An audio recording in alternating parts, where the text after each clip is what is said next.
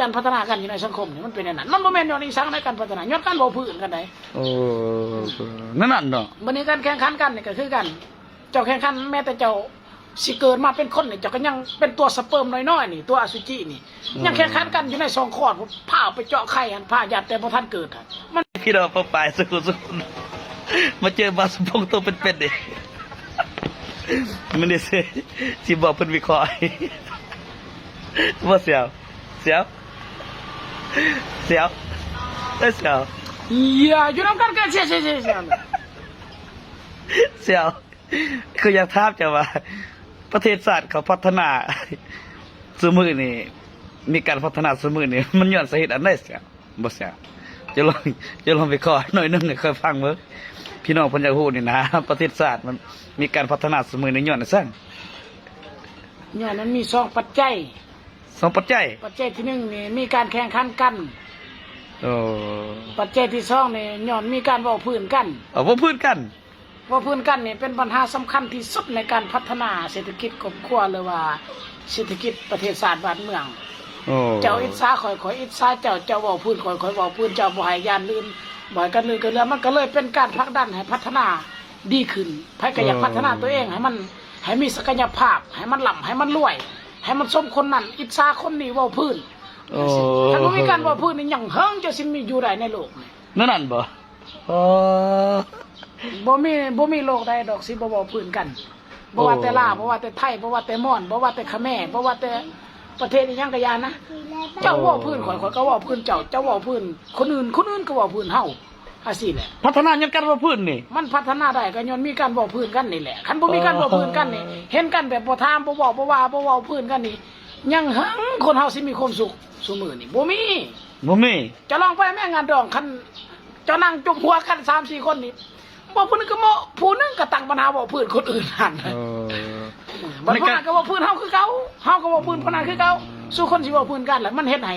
มีการพัฒนากันอยู่ในสังคมนี่มันเป็นอย่างนั้นมันบ่แม่นย้อนอีสังในการพัฒนาย้อนการบ่พื้นกันได้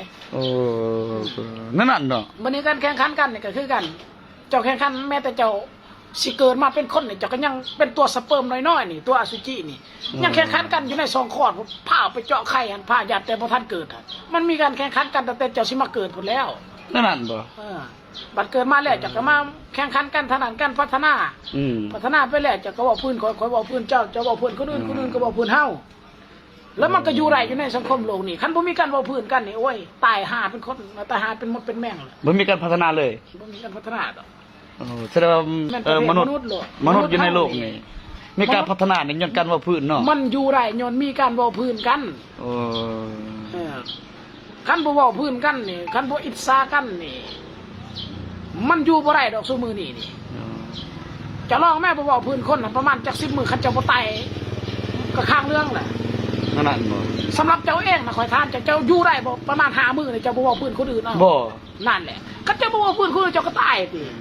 คันบ่ตายก็ข้างเรื่องเท่านั้นติก่อนเฮาสิรวยน่ะก็เว้าพื้นคนอื่นคือกันเนาะคันเฮาผู้ทุกข์นี่ผู้ทุกข์หลายนี่บ่สิแม่นว่าบ่มักเว้าพื้นคนอื่นบ่เว้าคือกันแต่ในการเว้าพื้นนี่มันก็มีหลายสถานการณ์มันเว้าพื้นดีเว้าพื้นชั่วเว้าพื้นลบอยู่หั่นแหละมันก็เว้ามันก็เป็นวงจรชีวิตของมนุษย์บ่แม่นว่าเฉพาะแต่ประเทศลาวเฮาได้ทั่วโลกที่เป็นมนุษย์คนคือเฮานี่มันมีการเว้าพื้นมันมีการอิจฉาบังเบียดกันคันบ่มีเว้าพื้นบ่มีการอิจฉาบังเบียดกันนี่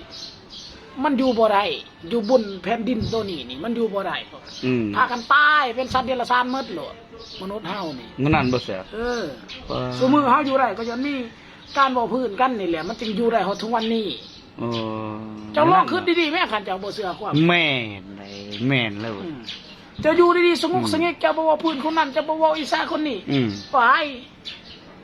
แม้แต่กระทั่งเจ้ามีความสุขแท้ๆนะนั่งกินนอนกินหมูก็ยังว่าเฮาขี้ขาดอยู่เฮ็ดจะได้เว้าพื้นนี่ตัวนั้นเนาะ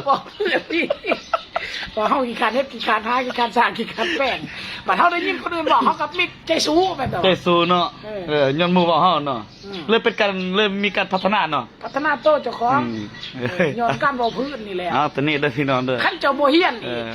เจ้ากึกหนังสือเจ้าไปรอลิ้นรอทั่วแถวบ้านหมู่ไปโรงเรียนเจ้าบ่ไป หมู่ก็เว้าพื้นจะหย่อนจำเป็นจะจงต้องได้ไป เพื่อการเว้าพื้นเมื่อเจ้ามีแล้วเจ้าก็เว้าพื้นคนอื่นอีกผู้ที่ด้อยกว่าเจ้าเจ้าก็เว้าพื้นเขาอีก แม่ มันเป็นนั่นน่ะ เอาคลิปนี้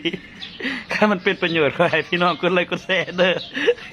บาสพงศ์วิเคราะห์มนุษย์เฮานี่มีการพัฒนานี่มีการว่าพื้นมีสองปัจจัยนะเพิ่นว่าสองนี่หนึ่งนี่คือแย่งกันเกิด สองนี่คือการว่าพื้นเนาะการเกิดนี่ก็คือก่อนเฮาสิเกิดเป็นมนุษย์นี่น้ำสเปิร์มตัวน้อยๆนี่มันสิงเข้าในน้อยใน ไปเจาะไข่แดงของ ไป แม่ เจาะแค่เดินเข้าไปยิงเนาะ มันหยาดกันแล้ว100 โตมันลังออกบาทหนึงหั่นมันหยาดกันมันตีกันจุจันคนกว่าสิเกิดมาเป็นคนได้ เออบ่ติกันก่อนว่าเสีย โอ้ยมันหยาดกันแต่มาเกิดพุ่นแล้ว มันนี่เกินมาแล้ว แต่ยังมาหยาด แต่ยังก็ยังหยาด หยาดแผ่นดินกันอยู่ หยาดแผ่นดินกันอยู่หยาดการพัฒนาหยาดการ เจ้าตีเจ้าเห็นบอกคือสมือสงครามโลก สงครามโลกเลย หยาดอาณานิคมจะสิไปหยุดยั้งว่าบ่ให้ตีกัน มันหยุดบ่ได้ดอกมันตีกันแต่อยู่ในท้องคน จะไม่มีการข้างข่าวบ่การวิเคราะห์เลยเสีย บ่ โอ้เท่านี้ได้ซะเด้อ เออ